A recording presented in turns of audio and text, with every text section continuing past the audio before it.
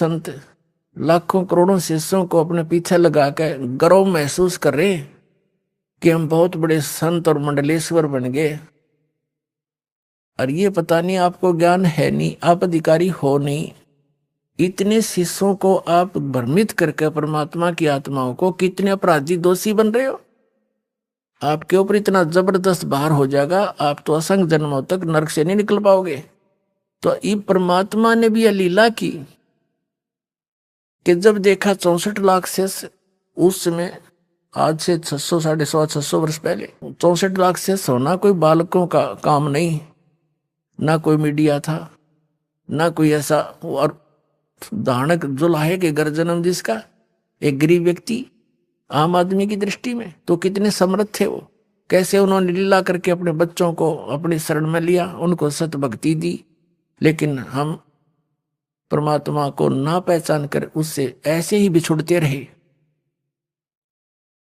अब वो कमी, अब जो दास आज सत्संग सुना रहा है वो लास्ट में रिजल्ट निकलेगा इसका। तो वह त्रुटि, वो कमी अभी तक हमें हानि करती रही, आगे अड़ती रही। तो क्या बताते हैं, तो सभी के सभी जो शिष्य थे वो अपने आप विमुख हो गए, सत्संग में जाना ही छोड़ गए। यहां दो स्थिति होती है। एक तो होता है गुरुद्रोही। गुरुद्रोही वो होता है जो गुरु की निंदा करने लग जाता है, उसका विरोधी बन जाता है, तो वो तो गुरुद्रोही है। गुरुद्रोही तो कभी भी फिर भविष्य में अगले जन्मों में कई असंख्य युगों तक मानव शरीर नहीं प्राप्त करता। और जो वैसे ही लोक लाज में दब के अराना छोड़ गए तो उनको, और गुरुद्रोही हुए नहीं, गुरुद्रोही की परिभाषा आपको बताई थी, तो उनको फिर आगे उस परमात्मा के द्वारा दी गई भक्ति, जिसने 2 वर्ष की, किसी ने 10 वर्ष की, किसी ने 20 वर्ष भी की होगी, किसी ने 30 वर्ष भी की होगी, तो उस भक्ति से वो रह गए यहीं पर। लेकिन उस भक्ति के कारण परमात्मा उनको चार्ज कर गए, इतने दयालु हैं। उनको फिर मनुष्य जन्म मिलने शुरू हो गए। और वो ही आप हो जो यहाँ आ रहे हैं, उन 64 लाखों में से पहले वो आएंगे। आप भटक रहे हो, परमात्मा से दूर हो गए, लेकिन वो दयालु हैं। उनको मालूम था कि ये अब नहीं पहचानेंगे मुझे, हमें चार्ज कर गए, इतने दयालु हमारे कर्म बढ़वा गए हैं, और आप बढ़वा को आ गए, और हम उनसे दूर हो गए, और कोई विकल्प नहीं था उनके सामने। तो हम अब आप जी को जो मनुष्य जन्म मिलता हुआ आ रहा है, आपके अंदर प्रेरणा है परमात्मा की। कोई कहीं जा रहा है, कोई संत के पास जा रहा है, कोई किसी मंदिर में जा रहा है, कोई तीर्थों पे जा रहे हैं, कोई अपने आप ही कोई साधना कर रहे हैं, तो आपके अंदर वो चाह है। तो 2 प्रकार से मानव शरीर प्राप्त होता है। एक तो पूर्व के पुण्य कर्मों से लगातार मनुष्य जीवन कई कई भी मिल जाते हैं, जब तक उसके पूर्व जन्म के पुण्य चलते हैं, भले ही आगे वो भक्ति करे या ना करे, पिछले प्रारब्ध के कर्मों से, संचित कर्मों से ऐसे मिल जाते हैं। तो जो व्यक्ति ऐसे मनुष्य जीवन से ही मनुष्य जीवन प्राप्त है, वो जल्दी भक्ति को ग्रहण करता है, उसमें एक चेष्टा रहती है परमात्मा के पाने की। और एक दूसरी टाइप से मिलता है जन्म, एक टर्न वाइज मिलता है, नंबर वाइज। जैसे 84 लाख प्रकार के प्राणियों के शरीर में कष्ट भोगने के उपरांत इतने पुण्य शेष रख लिए जाते हैं इस प्राणी के कि उसको एक मनुष्य जीवन फिर से दिया जाता। जो अन्य प्राणियों के शरीर भोग भाग के अब आए हैं, वो इस भक्ति में जल्दी से नहीं लगेंगे, चाहे कितना सिर पटक ले, उनकी ओर ही वृत्ति होती है। तो आप जी जो कहीं भी किसी संत के पास गए हैं, उनके पास, या किसी मंदिर मस्जिद गुरुद्वारों में जा रहे हो, आप वो आत्मा हो जो मनुष्य जीवन से ही आपको पुनः मनुष्य जीवन प्राप्त हुआ। पिछले जन्म में भी आप मानव ही थे, इसीलिए आपके अंदर अन्य व्यक्तियों से एक विशेष, आपके विचार भी अच्छे होते हैं, आपका भाव भी ठीक होता है। भले ही आप कितनी बुराई कर रहे होते हो उस समय, लेकिन इस ज्ञान को सुनते ही बड़े बड़े शराबियों ने शराब त्याग दी, दुराचारियों ने दुराचार त्याग दिया, डाकुओं ने डाके डालने छोड़ दिए, चोरों ने चोरी छोड़ दी, रिश्वतखोरों ने रिश्वतखोरी छोड़ दी। तो वो पुण्यकर्मी प्राणी गलती से फंस गए उस विकारों में, तो वो पुण्य मनुष्य जीवन से आए हुए तुरंत त्याग देते हैं। और जो टर्न वाइज नंबर प्राप्त है, वो भी बुराइयां कर रहे हैं, वो नहीं, ना सुनते हैं ना वो त्यागते हैं, वो तो याद फिर उनका अंत ही बुरा होता है, वो अलग है। उनमें थोड़ा समय लगे, ऐसा नहीं है। जो मनुष्य अन्य प्राणियों के जीवन से मनुष्य जीवन प्राप्त किया है वो भी शरण में आ सकते हैं, लेकिन उनको टाइम ज्यादा लगेगा आने में। वो उस समय आएंगे जब परमात्मा का पूरा ज्ञान पूरी पृथ्वी पर फैल जाएगा, बच्चा बच्चा उनको समझाने लगेगा, तब धीरे धीरे उनके अंदर वो वस्तु घर उनका भी करेगी, ऐसी बात नहीं। लेकिन आप जी वो हैं जो यहाँ पहले आ रहे हो, कभी परमात्मा से बिछड़े हुए हो आप। जब कबीर भगवान आए थे, अब कोई महाराष्ट्र से आ रहा है, कोई गुजरात से आ रहा है, कोई कहीं से आ रहा है, तो एक गांव में हजारों घर होते हैं और 2-3 बच्चे निकल कर आते, तो काल ने जगह जगह फेंक रखा था इनको संस्कार बस। और वहां से परमात्मा उठा उठा कर प्रेरणा कर करके टीवी के माध्यम से, पुस्तक के माध्यम से, किसी भाई बहन रिश्तेदार के माध्यम से अपना फिर संदेश भेज रहे, और वही बच्चे अभी यहाँ आ रहे। तो वो 64 लाख जो शिष्य थे परमात्मा की इस लीला को देखकर उनसे विमुख हो गए, सत्संग जाना बंद कर दिया, लेकिन वो गुरुद्रोही नहीं हुए। उनको अब फिर बिचली पीढ़ी में वो पार करेंगे, इतने दयालु हैं, क्योंकि वो हमारे पिता हैं।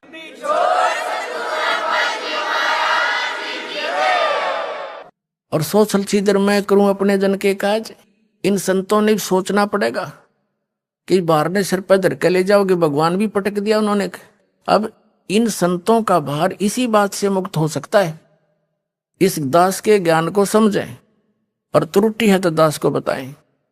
कोई मैं गलत कह रहा हूं तो एक तो बोला कोई, सारे सांप सूंघ गया सबने, तो इसका मतलब ये हार तो चुके हैं। जनता भोली आत्मा श्रद्धालु हैं, चिपके बैठे हैं, इनको जब समझ में आओगी ये स्वयं आ जाएंगे। और जो ज्यादा ही अच्छी आत्मा यानी ड्योटी है और विवेकहीन है, वो उनके पास रह जाएंगे। तो उन पे फिर भी भार रहेगा, क्योंकि उन्होंने तो मिसगाइड कर ही रखा है, उनकी आत्मा कह ही नहीं रही कि ये कल्याण करवा लें। तो उन सब का जो मिसगाइड किया हुआ, चाहे वो बेशक यहाँ आ जाए, फिर भी उन पे भार रहेगा, उन संतों पे जिन्होंने उनको पहले भ्रमित किया हुआ है। तो उनका एक ही तरीका है, वो स्वयं सबको कह दें, इस ज्ञान को समझें, वैसे नहीं खूब गहराई से जाने। वो भी भगवान के लिए निकले हैं, उनको भी परमात्मा चाहिए, मोक्ष उनको भी आवश्यकता है। और जब आपके पास मोक्ष मार्ग नहीं है तो यहाँ से आज कितनी सुविधा आपको कल को नहीं रहेगी। 84 लाख योनियों में जाना पड़ेगा, नरक में डालेगा काल तुम्हें। तो आप जी ये संत एक बार इनको कह देंगे कि भाई देखो ऐसे आशा है, हमने कोशिश बहुत की, हमें भी ज्ञान नहीं था, इस ज्ञान से तो सिद्ध हो ही जाएगा, उनको ज्ञान है नहीं। अरदास सरेआम कह रहे हैं, इनको ज्ञान नहीं, इनके पास कोई समाधान नहीं, फिर भक्ति किस लिए कर रहे हैं? जब कोई साधन नहीं है और ज्ञान नहीं है, फिर क्यों आप भ्रमित जनता को करें? तो इससे इनको ये समझ में आ जाना चाहिए और कह देना चाहिए अपने अनुयायियों को, भाई ऐसे ऐसे बात बन गई, मुझे भी ज्ञान नहीं था। और आप भी चलिए, आप कल्याण कराओ आप जा करके। अब एक डॉक्टर के पास आने में के शर्म माने? दास डॉक्टर है, आपको जन्म मरण का रोग है, परमात्मा ने दास को डॉक्टर बना के भेज दिया, तो सारा विश्व आ जाओ।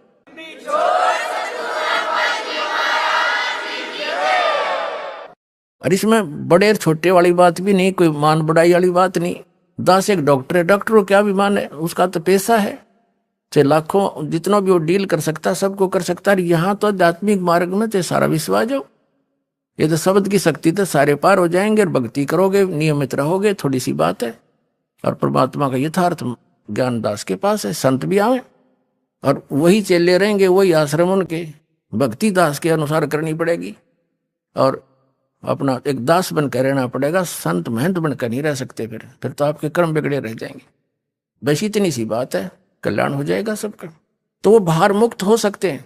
जब परमात्मा होते हुए उन्होंने भी क्या बता रहे हैं, बड़ुआ भड़ुआ सब कहे, कोई न जाने खोजे, दास गरीब कबीर करम, ये बाटत सिर का बोझे।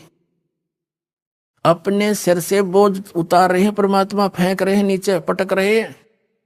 64 लाख शिष्य हो गए थे, तो गुरु पर भार होता है उन शिष्यों का। वो तो भोली भाली आत्मा समर्पण हुई बैठे हैं, और वो कसाई के ले जा रहे हैं, जो गलत रास्ता बता रहे हैं, काल के जाल में फंसा रहे हैं। तो इनसे बड़ा अपराध कुछ नहीं हो सकता। तो कबीर साहब जो परमात्मा ने भी अपने सिर से बोझ पटक दिया कि ये जान जोगे नहीं है सतलोक, तो क्यों सिर पर भार रखा, तो ये अपने सिर से भी उतार गए, उन्होंने तरीका यो अपना लिया, तो सब उनसे विमुख हो गए। तो उनसे वो देखो गण का संग लई कहते कौम छती से, गरीबदास इस जुलहदी का दर्शन आन हदी से। सब 36 कौम 36 जात ये कह रही है देखो वैसा को साथ लिए सरेआम घूम रहा है, इस जुलाहे का इस दान के तो दर्शन करण में भी टोटा। और फिर क्या कहते हैं, शाह सिकंदर लोधी के पास पहुंचे, शाह सिकंदर को सुनी भ्रष्ट हुए दो संत, गरीबदास चारों वर्ण उठ लागे सब पंथ। यानी सिकंदर लोधी के पास सभी ने जाके बता दिया कि ये दो संत आदरणीय रविदास साहब जी, परम पूज्य कबीर परमेश्वर जी के विषय में कहा कि वो दो भ्रष्ट हो गए, उन्हें सरेआम वैश्यावर्ती करते हाथी पर घूम रहे। चार वर्ण सट आश्रम दोनों दीन खुशहाल, गरीबदास हिंदू तुर्क पड़ा शहर गल जाल। अब क्या बताते हैं कि सभी के सभी जितने दोनों धर्मों के आचार्य शंकराचार्य पीर गुरु थे, ये सब बड़े खुशी बनाई, अकाज इसका टंटा कट जाएगा, आज इसको राजा जान से मरवा देगा, फांसी की सजा देगा, इसको दंडित करवाएंगे। शाह सिकंदर कह गए सुन कबले अरदास, गरीबदास तलबा हुई वो पकड़े दोनों दास। आदरणीय गरीबदास साहिब जी बता रहे हैं कि शाह सिकंदर के जब सब लोग गए काशी के इकट्ठे होकर के और उन्होंने अर्ज करी, तब सिकंदर लोधी ने कहा कि लाओ उन दोनों को पकड़ कर। तो वो दोनों पकड़े गए, आदरणीय रविदास साहिब जी, परम पूज्य कबीर परमेश्वर जी। कह कबीर यो क्या किया गणकालीनी संगे, गरीबदास भूले भक्ति ये पड़ा भजन में भंग। अब सिकंदर लोधी शेष था, पहले तो जो ज्ञान सुन रखा था भगवान का, उसके आधार से बोला कि कहो कबीर यो क्या किया, वैसा ले ली संग और गरीबदास भूले भक्ति। सिकंदर लोधी कह रहा है कि तुम भक्ति भूल गए और आपके पड़ा भजन में भंग। अब परमेश्वर कबीर जी क्या कहते हैं, सुन सिकंदर बादशाह हमारी अर्ज आवाज, गरीबदास वो राक्षसी जिन ये साजा साज।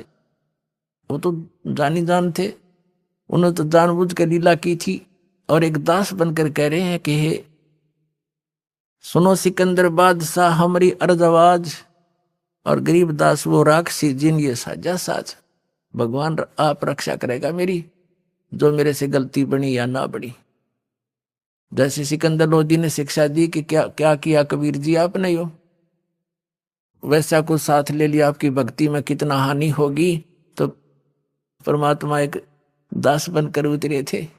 एक दास की लीला, एक हर तरह की लीला वही करके गए हैं जो एक संत ने करनी चाहिए और एक भक्त ने करनी चाहिए और एक अच्छे नागरिक ने किस तरह अपना गुजारा करके जीवन निर्वाह करना चाहिए। और परमात्मा तो छेवत लीला उनकी चल ही रही थी, काशी में बैठकर पूरे ब्रह्मांडों को घुमा रहे थे, और साथ में एक तत्वदर्शी संत वाली भूमिका भी वही कर रहे थे। संत सोए जो खरी खरी जो कहते हैं सोई संत कहावे, और जेता मीठा बोलिया तेता संत ना हो। तो परमात्मा जो संत ने सतगुरु ने जो बोलना चाहिए, सच्ची सच्ची कहनी चाहिए, वो परमात्मा कबीर जी ही बोल के गए थे, और जो सच्ची कहता है वही सतगुरु होता है। तो कबीर साहब जी ही रियल में सतगुरु और परमात्मा थे ही। तो अब वो सेवादास को दे दी उन्हें सारी सच्ची कहने की, चाहे जो शरीर रहो चाहे ना रहो, उसका संदेशा पूरा पहुंचाऊंगा उसके बच्चों तक।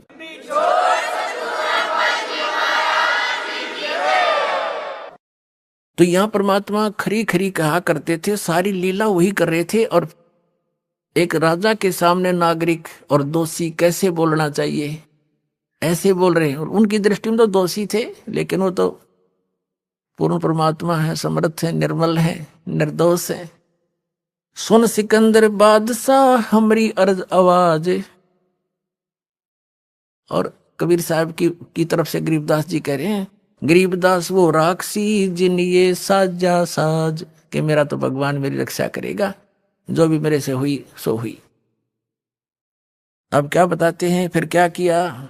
जड़िया तोक जंजीर गल सहा सिकंदर आप, गरीबदास पद लीने है वो तारी अजब जाप। अब कबीर साहब लीला कर रहे हैं, हमें बता रहे हैं, समझा रहे हैं कि कोई भी आपत्ति आप पर आ जावे, चाहे झूठी या सच्ची, किसी प्रकार से भी, आप किसी कर्म से या वैसे किसी की गलती के कारण, तो उस समय परमात्मा के इस अजप्पा जाप जो नाम आपको दे रखा है, इसमें लौ लगा लेना। फिर जो भी होगा परमात्मा आधार से ही होगा, उसमें अन्य किसी का चिंतन नहीं करे। कोई भी आपत्ति के समय अपने मालिक के उस नाम का स्मरण करे जो आपको प्राप्त है। क्या बता रहे हैं, जड़िया तोक जंजीर गल साहा सिकंदर आप, गरीबदास पद लीने है ये तारी अजप्पा जाप, हाथों जड़ी हथकड़ी पग बेड़ी पैराए, गरीबदास बीच गंग में तांजी दीना छटकाए। गंगा के बीच में हथकड़ी बेड़ी लाके उसमें डाल दिया। जड़ गए तोक जंजीर सब, जड़ गए तोक जंजीर सब, लगे किनारे आए, गरीबदास देखे खलक सो काजी बादशाह। अब क्या हुआ, जब वो गंगा में पटका, उन्होंने हथकड़ी बेड़ी सारी जड़गी। कबीर साहब ऐसे बैठे हैं जल पर, जैसे थल पर बैठे होते हैं, नीचे से बड़ा वेग से लहरें जा रही हैं जल की, मालिक बैठे। फिर परमात्मा वापस आ गए किनारे पर। फिर उन्होंने सोचा ये तो ना मर रहा, अब इसका पत्थर बांधो और फिर दोबारा उसी में छोड़ के आओ। जड़ गए तोक जंजीर से लगे किनारे आए, गरीबदास देखे खलक सो काजी बादशाह। तो सारी जनता देखे, दर्शक सारा शहर उमड़ कर जा रहा, और बादशाह भी वहीं खड़े। काजी और मुल्लारी हमारे एक धर्मगुरु थे, वो सारे वहीं देखे, तमाशा का काम होगा इसका, हमारा रोड़ा निकलेगा, हमारा कांटा निकलेगा आज। जो वो अज्ञानी समझ रहे थे भगवान को, जो उनका भी पिता उनको भी सतमार्ग दर्शन कर रहा था कि तुम भ्रमित हो रहे हो और इनको भी भ्रमित कर रहे हो, वो सभी देखने चले गए, काज यू खत्म हो जाएगा। नीचे नीचे गंगा जल ऊपर आसन थीर, गरीबदास डूबे नहीं वो बैठे अधर कबीर। कहते नीचे नीचे गंगा जल, ऊपर ऊपर आसन थीर, यानी कति स्थिर खड़े बैठे आसन लाके। और गरीबदास जी बता रहे हैं कि सब नो कह रहे हैं डूबे नहीं बैठे अधर कबीर। यो अचरज कैसा भया ये देखें दोनों दीन, दोनों धर्मों के व्यक्ति वहां देख रहे हैं, ये क्या, ये कैसा अचरज है, ये डूबा नहीं। गरीबदास का जी कहे ये बांध दिया जलसीन।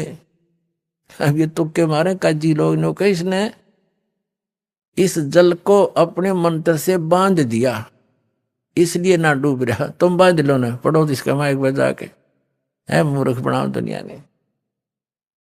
गल में फांसी डारे करिए बांधो सिला सुधारे।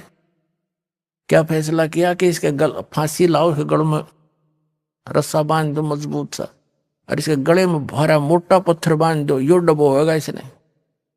गल में फांसी डारे करिए बांधो सिला सुधारे, अच्छी तरह बांध दो पत्थर सिला। गरीबदास यो जुल है दी जब डूबे गंगदारे, सिला दरी जब नाव में बांधी गले कबीरे। ओए होए पुण्यात्माओं, बालक नहीं है आज का मानव, बड़ा बुद्धिमान है। और हम क्या उद्देश्य लेकर जी रहे हैं? गरीबदास साहिब जी को परमात्मा ने ज्ञान दिया, उसमें क्या कह रहे हैं? बिन उपदेश अचंभ है, क्यों जीवित है प्राण, और भक्ति बिना का ठोर है, ये नर नहीं पाषाण। उदय अस्त का राज जीव को जय कोई दे, और लाख बधाई के करे जय नहीं नाम तेने। अब क्या बताना चाहते हैं कि ये जीव मनुष्य जीवन पा करके भक्ति नहीं कर रहे, उपदेश नहीं ले रखा, ये किस आधार से जीवित है, किसको आधार मानकर ये जिंदा है? अगर इस ज्ञान को सुनकर ये इधर नहीं आते हैं उपदेश लेने, तो ये आदमी नहीं, ये पत्थर जल हो गए। इनके पाप कर्मों के कारण कपट पत्थर हो गए, ये पत्थर हो गए, इंसान नहीं है। तो इतना किस लिए जी रहे?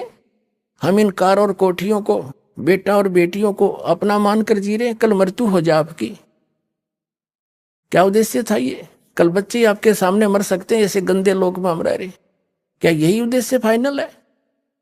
कहते इस भक्ति बिना कहाँ ठोर है, ये नर नहीं पाषाण। तो यहां क्या बताना चाहते हैं? अपना आत्मा परमात्मा हमारे लिए कितना दुख उठा रहे हैं। आप तो भांग पिए पड़े हो काल की। कबीर साहब कहते हैं, कबीर ये माया अटपटी, और सब गट आण अड़ी, किस किस न समझाऊं या कुआ भांग पड़ी।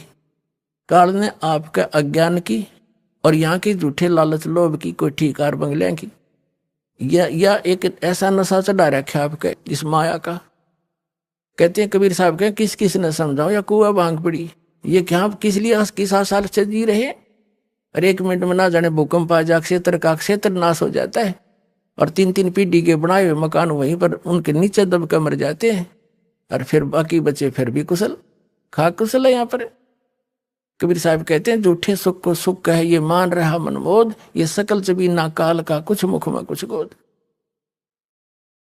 तो वो परमात्मा आपके लिए कितना भटक रहे हैं, उनका क्या उद्देश्य था ये आने का, इसे सुंदर श्लोक न छोड़ के? वहां सारा सुख है, क्योंकि हम उसके बच्चे हैं, हमारे से गलती बन गई, बहुत भयंकर भूल बनी हुई है, और जिस कारण से हम यहाँ आगे उस मालिक ने छोड़ के इस काल के साथ में, इस विलियन के साथ आगे, हम इसको अच्छा आदमी मान के, और इसने हमारा केस हांग काट रखा, किसी का बेटा मर गया, किसी बेटी मर गई, कोई कैंसर से पीड़ित, किसी टांग कट गई, किसी बाजू कट गई है, कोई किसी कीड़े पड़े हुए हैं, कोई 84 लाख योनियों में कुत्ते गधे सुअर बनकर हम कष्ट उठा रहे हैं, और फिर भी शांत है, क्योंकि हमें ज्ञान नहीं। जो ज्ञान वो देने आते थे वो आप तक पहुंच नहीं दिया हमारे ही भाई बहनों ने, ये नकली गुरु और संतों ने, क्योंकि ये माया के भूखे हैं, ये महिमा की भूख है इन लोगों को। अभी न भी आंख खोलनी पड़ेगी, परमात्मा के इस प्रयत्न को सफल होने दो, और तुम भी समझो, और इन बच्चों को भी समझने दो, उस भगवान के बच्चों को कितने युगों से दुख पा रहे। अब ये समय है, अब 1000 वर्ष के लगभग ये समय ऐसा ही चलेगा। इसमें जो निकल गए और रह गए फिर वही नबीरान बैठी। कबीर साहब ने फिक्स कर रखा था, 5500 वर्ष जब कलयुग बीत जाएगा, उसके बाद पूरे विश्व में एक ही ज्ञान रहेगा और सभी नाम लेंगे। वैसे ये तो होगा ही होगा जो भगवान ने बोल रखा है। तो इन संतों के ऊपर ये रहम हो जाएगा, ये इस पाप से बच जाएंगे जो इनका मिसगाइड करने का भार ने सिर पर रखा है। नींद ने तो आना ही पड़ेगा, सब यहीं आएंगे, उन पर भार न्यों का न्यों रह जाएगा। ये शब्द बोले बिना इन्हें बोलना पड़ेगा।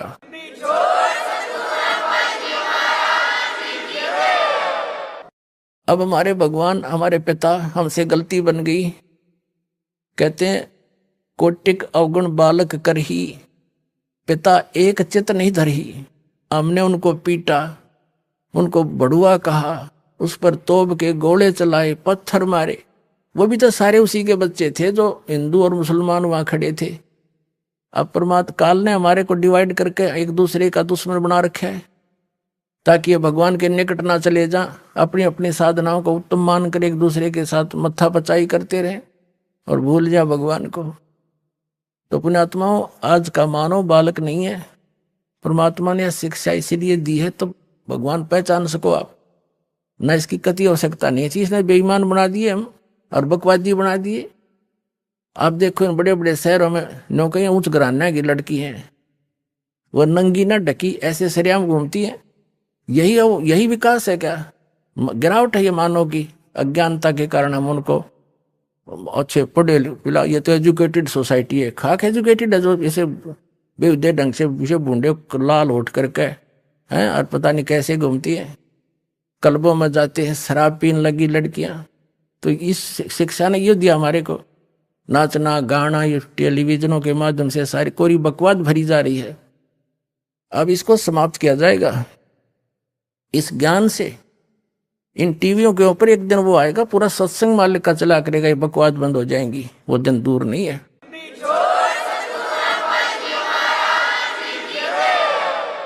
ये कोई काम है? बेटी नाच रही है, बाप नाच रहा है, डीजे बाज रहा है। ये तो बेहुदे लोग करा करते, जो सरेआम करते उसका बकल तार दिया करते थे। ऐसे धार्मिक व्यक्ति थे, अच्छे इज्जत वाले। अरे भी इसने बोर मानने हैं, शाबाशी मानते हैं। तो ये किसने दिया? इस शिक्षा ने, टीवी ने दिया हमारे को। अब इस शिक्षा का, इस टीवी का सदुपयोग होगा, भगवान को पहचानेंगे, जन जन तक मालिक का योगदान ऐसे इसी टीवी के माध्यम से रूबरू हो रहा है। और इसी से पहचान कर उसके बच्चे बहन बेटी भाई भाग भाग कर आ रहे हैं, अपना कल्याण करवाएंगे। तो ये तो परमात्मा हमारे लिए इतना कष्ट उठाए।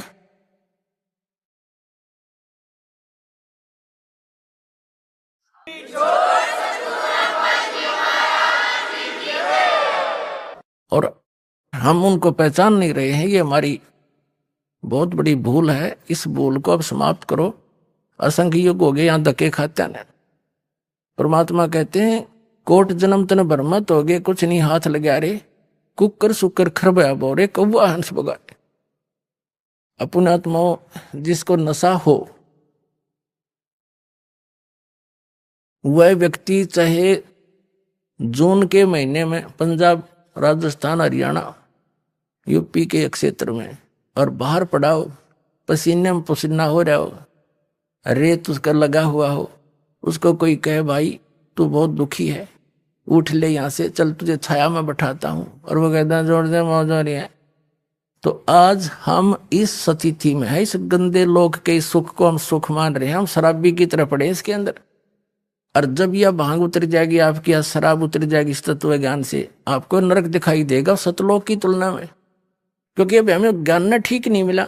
सतलोक में कहते हैं प्रकाश ही प्रकाश है, आत्मा उसमें जाकर मिल जाती है जैसे बूंद समंदर में। और कुछ लोग प्रकाश ही प्रकाश है, वही अमरलोक है और वही सतलोक सतपुरुष है, और उसमें बिंदु की तरह आत्मा भटकती है।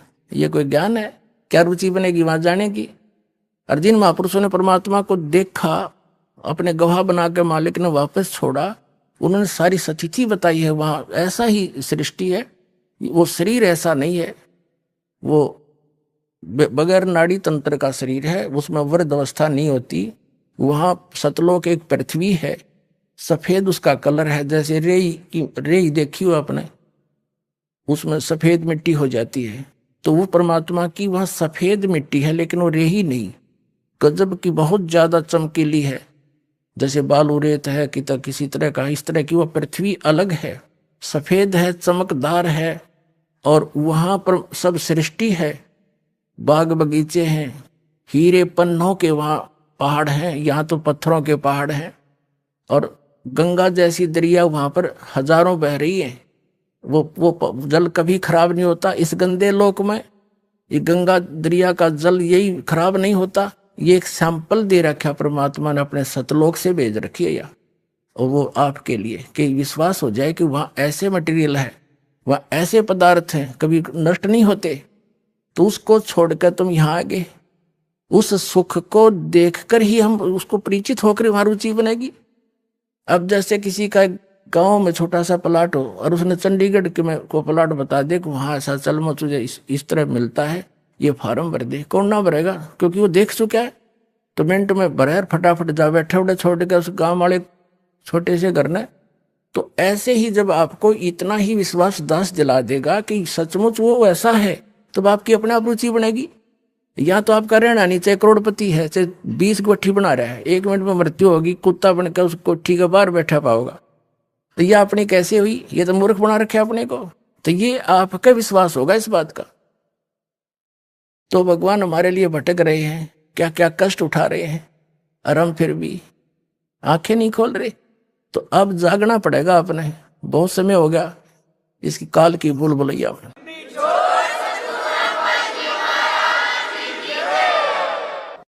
अब उस परमेश्वर को कितना प्रताड़ित किया गया, और उसी के बच्चों द्वारा करवा दिया काल ने। सिकंदर लोधी क्या, हिंदू मुसलमान क्या, पीर और काजी ब्राह्मण क्या, आचार्य शंकराचार्य क्या, ये उसी के तो बच्चे हैं सारे, ये कोई दूसरे थोड़े हैं। वो समर्थ थे। अगर वो दूसरा समझते, जैसे ये, और तुम देखो पुराने इतिहास देख ले, दुर्वासा जैसा का, दुर्वासा के पास थोड़ी सी भक्ति प्राप्त की थी, सिद्धि होगी, और श्री कृष्ण जी के पूरे परिवार को श्राप दे दिया, तुम्हारा नाश हो है। और वो नाश हो गया, यादव कुल का 56 करोड़ यादव कटका मर गए। तो वो उसके थे नहीं।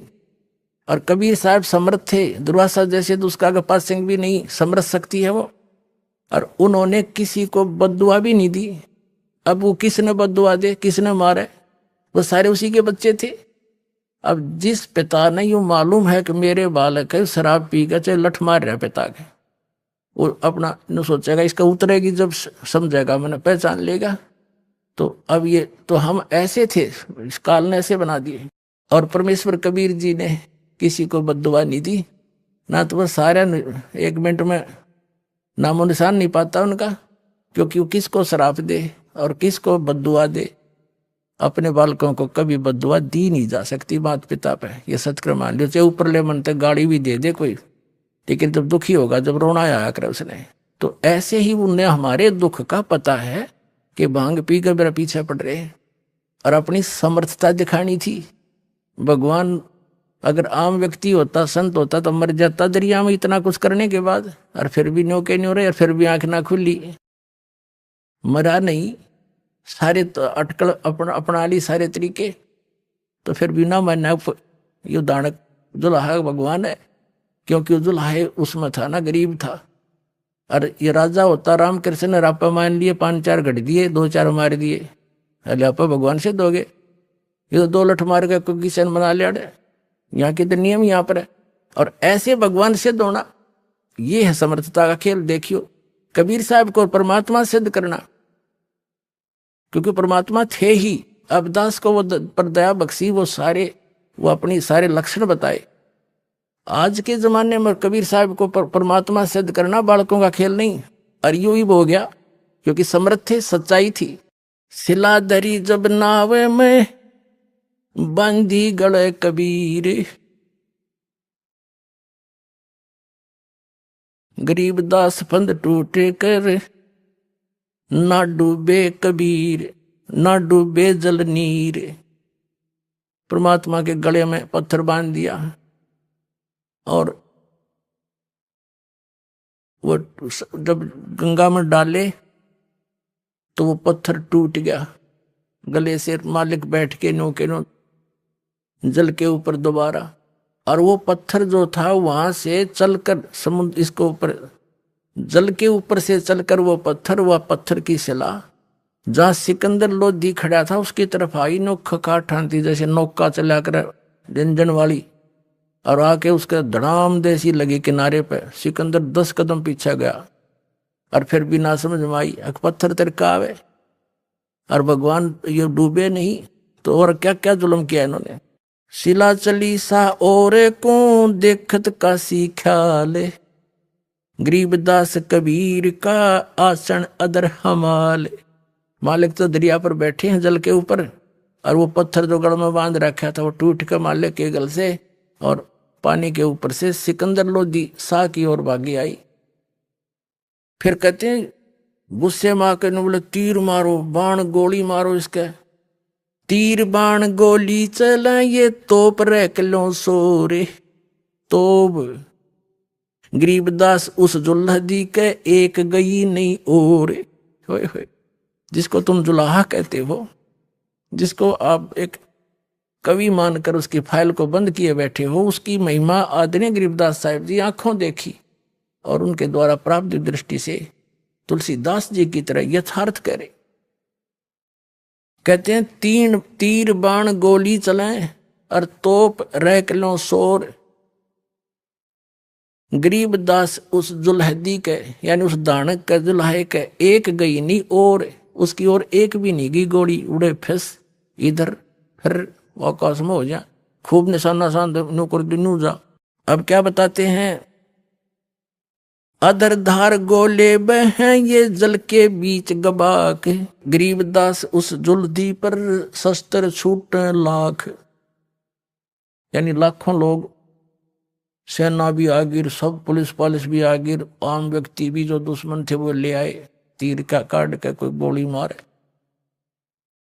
अधर जैसे तोप रैक ले सब चले ये तीर बाण कमाने। गरीबदास उस जुल्हदी पर वह जुल्हदी जल पर रहे अमान। अधर धार अपार गति ही जल पर लगी समाध। गरीबदास निज ब्रह्म पद ये खेले आद अनाद। जुल्म हुआ डूबा नहीं ये शस्त्र लगे न बाण। गरीबदास अब कौन गति कैसे लीजे प्राण। लगी समाधि अगाध में बिचरे काशी गंगे। गरीबदास की लोल सरिये छू है चरण तरंगे। 4 पहर गोले बगे ये दमकी मुल्क मदान। गरीबदास पोखर सूखे वो रहे कबीर अमान। कितनी प्यारी व्याख्या की है कि 4 पहर तक, 8 पहर का दिन रात होता है, 4 पहर माने 12 घंटे तक उस परमात्मा पर पत्थर तीर और गोले तोप के ये मारे गए। और परमात्मा बैठे गंगा के बीच में, दरिया के बीच में, जल के ऊपर, जैसे थल पर बैठा करे। अब वहां उसने मारन कौन जा, तो वहीं से तोप और तीर किसी न किसी तरह अंड करो इसका। तो क्या क्या क्या क्या बताते हैं गरीबदास साहिब जी के तीर बाण गोली चले तोप रे किलो सोरे। दुम दुम हो रही, दुम चारों तरफ से बंदूकों की तोपों की। गरीबदास उस जुल्हदी के एक गई नी और। उन परमात्मा उस यानी जिसको तुम एक दानक कह के बोल रहे हो, जुल्हा कह के, उसकी तरफ एक भी गोली तीर और तोप का गोला नहीं गया। कितनी सिंपल लैंग्वेज में कहा है, जैसे हम बालक थे छोटे छोटे, हम कहावत हमारे हरियाणा के अंदर, हम पत्थर जैसे कोई डला मारते थे ना पानी में, तो उसकी आवाज होती थी गभाक। तेनू क्या करते ले जल में पड़ा गभाक देसी बोला। तो यहां उसी लैंग्वेज का प्रयोग कर रहे हैं। क्या बताते हैं, अधरधार गोले बहे, यानी अधरधार वन ऊपर के गोले तोप के या तो दूर जा पड़े पोखरों में तालाबों में, वह सूख गए सारे। और या वहीं पर उनके आसपास ही तोपों के आसपास 10 20 50 100 फुट पे जाके और जल एकदम ऐसे गिर जा गबक, जैसे बोलता है ना गिरते हुए गोला गबहाक डले बोलते हैं। तो क्या बताते हैं, सिंपल लैंग्वेज में गरीबदास जी बता रहे हैं, अधरधार गोले बहे कुछ जल के बीच गबहाक, यानी उड़े पड़ जा गबक दे ही आगे नहीं जा परमात्मा तक। गरीबदास उस जुल्हदी पर शस्त्र छूटे लाख। उस जुल्हे पर, उस परम पिता पर लाखों शस्त्र छोड़ रहे लोग इधर उधर थे। तोप रैक ले सब चले ये तीर बाण कमाने। गरीबदास वह जुल्हदी जल पर बैठे अमान। वो जिसको तुम जुल्हा कहते हो वो भगवान कबीर जी, और निश्चिंत बैठे हैं। अमान माने निश्चिंत, जल के ऊपर जैसे थल पर बैठते, और तीर सब कुछ चल लिए, तोप भी चल लिए। अधरधार अपार गति ही जल पर लगी समाधि। गरीबदास निज ब्रह्म पद ये खेल आद अनाद। ये निज ब्रह्म पद, ये पूर्ण परमात्मा है, ये सदा ऐसे ही आकर लीला करते हैं पर हम पहचान नहीं पाते इनको। जो वो लोग खड़े खड़े क्या कह रहे हैं, सभी दर्शक, और वो हमारे हम ही होंगे उनमें, हम भी तो इसे नालायक है, गलत चीज को जल्दी ग्रहण कर लेते हैं। कहते हैं जुल्म हुआ डूबे नहीं, शस्त्र लगे न बाण, गरीबदास इब कौन गति, कैसे लीजे प्राण।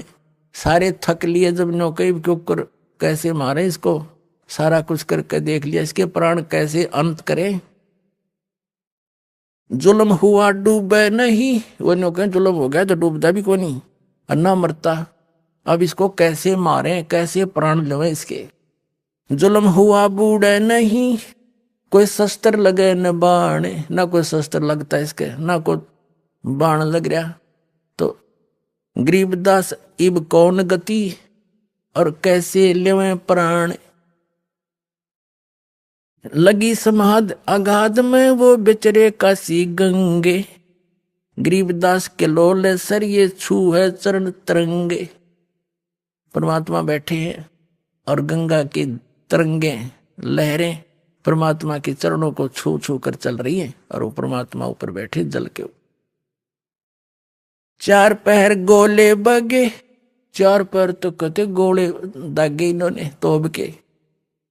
चार पैर गोले बगे ये धमकी मुल्क मैदान, आस पास भी नहीं सबके में दहल गया। और गरीबदास पोखर सूखे वो रहे कबीर अमान, आसपास के कहते हैं जोड़ भी सूख गए, ना गोले पड़े थे जा जाके। अब दयालु परमात्मा, और कितने पड़े हो तो कोई घर न फूक देते या कोई जीव और न मार देते। उन पोखरों में तालाबों में जा पड़े कि तो दूर, या उसी में गंगा में गिर गए। गरीबदास जी कहते हैं चार पैर तक गोले चले और धमकी मुल्क मैदान, आसपास के सब लोग भी दहल गए। और गरीबदास पोखर सूखे, वो तालाब भी सूख गए। रहे कबीर अमान, परमात्मा न्यू के न्यू बैठे रहे, सुरक्षित रहे। अपनी करनी सब करी ये थाके दोनों दीने, गरीबदास अब जुल्हदी बैठ गए जलमीने। अब परमात्मा ने सोचा ये सारी 12 घंटे हो गए, ना खाना खा रखा है, ना ये पानी पी रहे ढंग से, इन मूर्खों के बकाए हुए सारे बच्चे दुखी हो रहे हैं, अब ये मार नहीं सके, सारे चिंतित भी हो रहे कुकर मारे। अन्यों सोचा रहा भगवान अपना पैर पकड़ दो, या बुद्धि ना आई तो दाता ने सोची ये अपने घर न चले जाएंगे, और नीचे डुबकी लगा गए।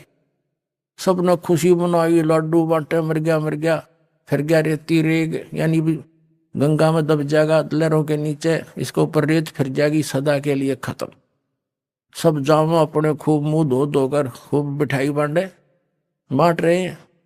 उधर से परमात्मा ने क्या किया, वहां से अंतर्ध्यान हुए, उनको डूबते दिखे और अपने, अच्छा उधर दोनों को पकड़ के ले गए थे, रविदास जी को और कबीर परमेश्वर जी को। तो परमात्मा ने कहा था भाई इसका दोष नहीं कति, ये तो मेरे कहे तड़ा है, मेरा शिष्य इसने आज्ञा का पालन कर दिया और इसका दोष नहीं है, जो गलती सारी मेरी है। तो रविदास जी को छोड़ दिया। रविदास जी अपने घर थे, अपनी कुटिया में थे, तो कबीर साहब वहां जाके बैठ गए रविदास जी के पास।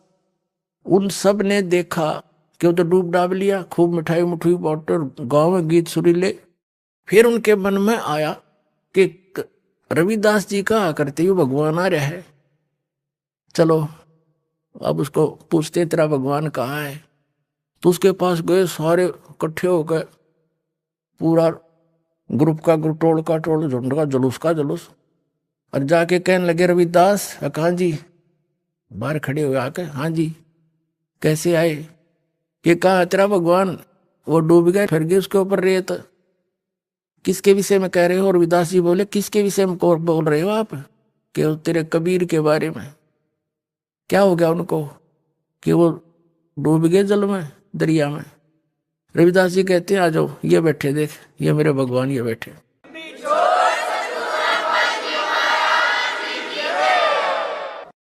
उन्होंने देखा झांक झांक सारे, वो फिर चिंगर गए, फिर गए सिकंदर के पास, जो तो डूबा नहीं हो तो जादू जंतर जानता है, वहां छुप कर बैठ गया है।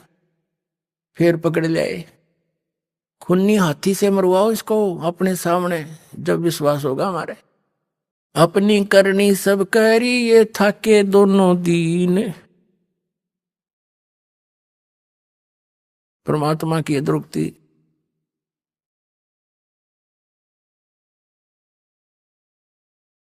असहनीय है पुण्यात्माओं।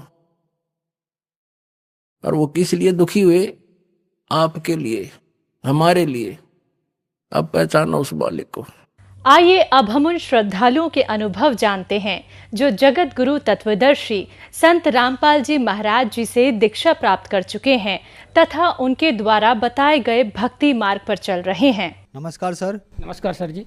सर क्या नाम है आपका? मेरा नाम त्रिलोक साहू है सर। त्रिलोक साहू जी, आप कहाँ से हैं? मैं ग्राम प्योरो, तहसील गुरूर, जिला बालोद, छत्तीसगढ़ का हूँ। त्रिलोक साहू जी, संत रामपाल जी महाराज से नाम दीक्षा आपने कब ली? मैं संत जगत गुरु तत्वदर्शी संत रामपाल जी महाराज से नाम दीक्षा 12/5/2018 को लिया हूँ सर। त्रिलोक साहू जी, क्या काम करते हैं आप? मैं वैसे 15 साल तक मैं जनपद पंचायत गुरूर का सदस्य रहा हूँ, सभापति रहा हूँ और उपाध्यक्ष भी रहा हूँ सर जी। त्रिलोक साहू जी, आप क्या भक्ति साधनाएं करते थे? मैं नास्तिक था, भक्ति तो करता नहीं था, लेकिन अपने दोस्तों के साथ, मित्रों के साथ में जो मोहल्ले में अपन दुर्गा माता की मूर्ति रखते हैं, गणेश की मूर्ति रखते हैं, ऐसे हम लोग करते थे मोहल्ले में। वैसे पर्टिकुलर मैं अगरबत्ती जला के मंदिर जाना और ये सब नहीं करता था मैं। सर, जैसे कि आपने बताया कि आप लगभग एक नास्तिक प्रवृत्ति के इंसान रहे, तो फिर संत रामपाल जी महाराज की शरण में आने का क्या कारण रहा? मैं बहुत टेंशन में रहता था सर जी। टेंशन में इसलिए रहता था कि मेरा एक पहले वेल्डिंग का दुकान था, वेल्डिंग दुकान डाला था और 2 साल 3 साल चलने के बाद वो दुकान बैठ गया, बहुत नुकसान हुआ।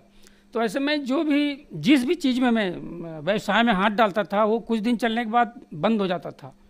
सबसे पहले वेल्डिंग दुकान बंद हुआ, उसके बाद मैं पिकअप लिया था, पिकअप भी 1 साल चला, फिर वो एक्सीडेंट हो गया। उसके बाद किस्त नहीं पटने से उसको खींच के ले गए और मैं आर्थिक स्तर में बहुत निम्न स्तर में आ रहा था। आर्थिक परेशानी बहुत होती थी मुझे, बच्चों को पालना, फैमिली को चलाना, ये बहुत परेशानी होती थी। तो इसीलिए मैं नए नए व्यवसाय अपने मन में ढूंढते रहता था। तो उसके बाद मैंने क्या किया, पिकअप लिया, वो भी चला गया, बैठ गया, डूब गया। तो फिर कुछ दिन बाद मैंने लोन से मेटाडोर लिया तो मेटाडोर का काम भी कुछ दिन बढ़िया चला। उसके बाद एक मेटाडोर का काम अच्छा चल रहा था, मेरे मन में आया कि मैं एक और गाड़ी रख लेता हूँ, तो मैंने दूसरा मेटाडोर ले लिया। अब दूसरा मेटाडोर जैसे ही लिया तो पहले मेटाडोर का जो काम चल रहा था वो भी बंद हो गया, दूसरा मेटाडोर लिया, वो भी खड़ी रह गई। तो फाइनेंसर लोग दबाव देते थे, खींचने आता था, तो उससे मैं बहुत टेंशन, मैंने रात में सोता नहीं था, विचलित हो जाता था। और दूसरी चीज़ क्या है, जनप्रतिनिधि होने के नाते मैं ये बात किसी और के पास शेयर करना नहीं चाहता था कि ये कर्जा में है करके मत बोले करके मैं शेयर भी नहीं करता था। इस बात को केवल मेरे धर्मपत्नी और मैं जानता था। तो ऐसे करके ना वो दोनों मेटाडोर भी चला गया। उसके बाद मेरा लत जो है ना, मैं बहुत मानसिक डिस्टर्ब रहने लगा और मैं जो है ना नशे की ओर मेरा मन चला गया और मैं शराब पीना चालू कर दिया। तो शराब भी मैं छुप छुप कर पीता था, चूँकि जनप्रतिनिधि होने के नाते मैं शराब की भट्टी में जाके, शराब की दुकान में जाके लाइन लगा के शराब नहीं खरीदता था मैं, लोक लाज के कारण। तो मैं क्या करता था कि इकट्ठे मैं एक पेटी उठा के ले आता था और जो सोने वाला जो दीवान होता है जिसमें हम लोग सोते हैं उसके अंदर में डाल देता था। तो इस बात को मेरी पत्नी जानती थी, तो वो भी कुछ नहीं बोलती थी, चूँकि ये रात में सोता नहीं है करके। तो ऐसे मैंने धीरे धीरे मैं रात में पीता था, फिर वो क्या हुआ, मैं दिन में पीना चालू कर दिया। तो ऐसे करके मैं काफ़ी नशे की ओर चला गया था। तो मेरे एक दोस्त बोले कि महाराष्ट्र में पुणे में ऐसा एक स्वामी जी है, स्वामी हरिदास महाराज, जिसको स्वामी हरिदास महाराज जी बोलते हैं। वो क्या है कि मंत्र जाप करवाता है, हवन यज्ञ करवाता है, जिससे कर्ज मुक्त हो जाते हैं आदमी। ऐसे करके बोले तो हम लोग 1 सप्ताह की टूर बना के उसके आश्रम में भी गया था। वहाँ भी हम लोग एक सप्ताह तक हवन वगैरह किए। उसके बाद भी मैंने कर्ज मुक्त नहीं हुआ। फिर क्या है, मैं इस बिजनेस में डूब गया करके अलग अलग बिजनेस में करता था।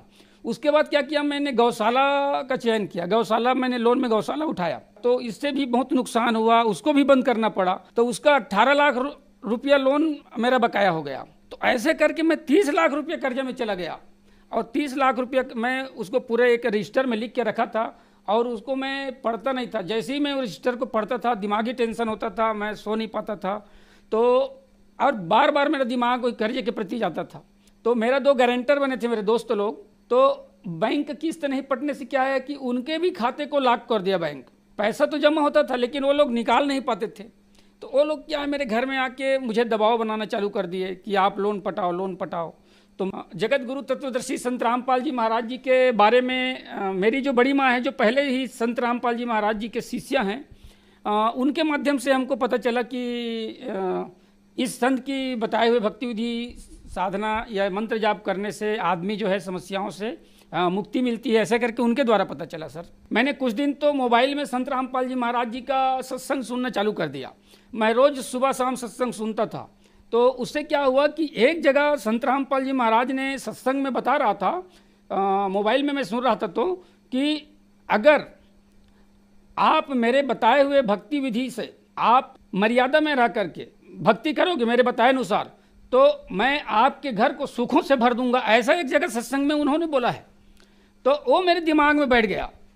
फिर मैं जगत गुरु तत्वदर्शी संत रामपाल जी महाराज जी से दीक्षा ले करके, और मेरी धर्म पत्नी भी दीक्षा ले ली, और हम लोग उनकी डट के भक्ति करना चालू कर दिए। संत रामपाल जी महाराज से आपने नाम दीक्षा ली, जैसे कि आपने बताया कि आप बहुत ज़्यादा परेशान थे, आप डिप्रेशन में आ गए थे, आप पे इतना कर्जा हो गया था, आप बहुत ज़्यादा नशा करने लगे। तो क्या संत रामपाल जी महाराज से नाम दीक्षा लेने के बाद आपको लाभ मिले? जगत गुरु तत्वदर्शी संत रामपाल जी महाराज जी से नाम दीक्षा लेने के बाद भयंकर लाभ मिला। मैं उसका वर्णन नहीं कर सकता हूँ। आज मैं उसके बारे में सोचता हूँ तो मुझे सपना जैसा लगता है सर जी। मेरा 30 लाख रुपया कर्जा था, और मेरा एक फार्म हाउस था जिसमें मैं गौशाला चला रहा था, उसको बेचूंगा करके मैं ग्राहक ढूंढता था तो ग्राहक भी नहीं मिलता था, और जो ग्राहक मिलता था वो मुझे बहुत कम रेट में उस फार्म हाउस को मांगता था। कोई 40 लाख में मांगता था, कोई 45 में, कोई 50 लाख में, 51 लाख में, ऐसा मांगता था।